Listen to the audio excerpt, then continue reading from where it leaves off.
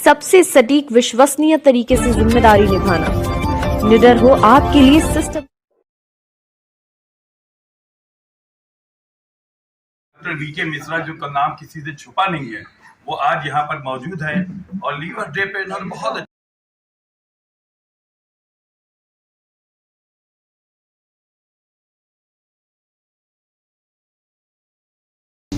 Thank you मुझे इस मौका देने के लिए।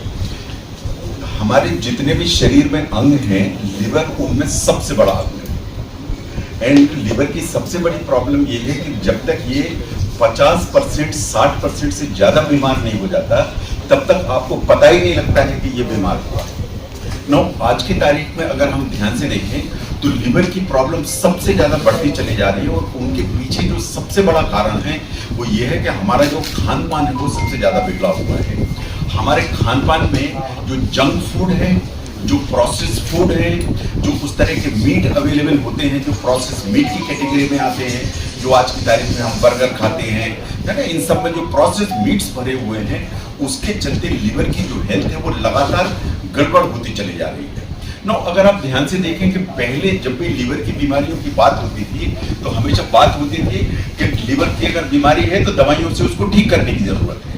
लेकिन over a period of time ये चीज बिल्कुल क्लियर होती चली जा रही है कि लीवर की जितनी भी समस्याएं हैं उनके पीछे खाना ही सबसे महत्वपूर्ण है जो गड़बड़ कर रहा है।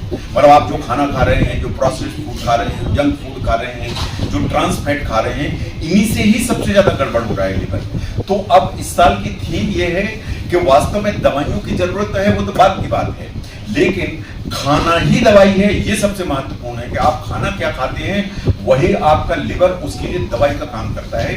तो food is medicine, that's very important. तो इसलिए देखिए, आज लीवर डे है, आज बहुत महत्वपूर्ण दिन है। ये दिन साल में एक बार आता है और सौभाग्य है कि कानपुर शहर के बहुत जाने माने शख्सियत जो है डॉक्टर वीके मिश्रा, जो का नाम किसी से छुपा नहीं है, वो आज यहाँ पर मौजूद है और लीवर डे पे इन्होंने बहुत अच्छे अच्छे टिप्स दिए, बहुत अच्छे अच्छे विचार दिए। हम उनसे बात करें। सर, लीवर डे पे आप क्या कहेंगे? लिवर डे पर मैं चाहता हूं कि हमारी जो जनमानस है वो सिर्फ एक चीज समझ ले कि लीवर की बीमारियों से अगर बचना है तो खाना ही दवा है। एक्चुअली आप क्या खाते हैं उससे ही आपके लिवर का स्वास्थ्य डिटरमाइन होता है। आप अगर ज्यादा फैट खाते हैं आपको फैटी लिवर होता है, ज्यादा कार्बोहाइड्रेट खाते हैं उससे भी अल्टीमेटली फैटी लिवर होता है। तो फैटी लिवर पर अल्टीमेटली बड़ी बीमारियों में कन्वर्ट होता है। तो अगर आप खाने को दवा की नजर से देखेंगे तो आपको दवा की जरूरत नहीं पड़ेगी, और अगर आप खाने को खाते चले जाएंगे, अल्टीमेटली ज्यादा मात्रा खाएंगे, फैटी लिवर हुआ, प्रॉब्लम होगी, तो मान के चलिए फिर आपको ज्यादा मात्रा की दवाइयां खानी पड़ेगी। तो इसलिए खाने को दवा के रूप में समझें। इसलिए फूड इज मेडिसिन, ये इस बार का जो लिवर डे है उसका ये मैसेज है, मोटो है। कितने परसेंट है लीवर के जो पेशेंट माने जाते हैं?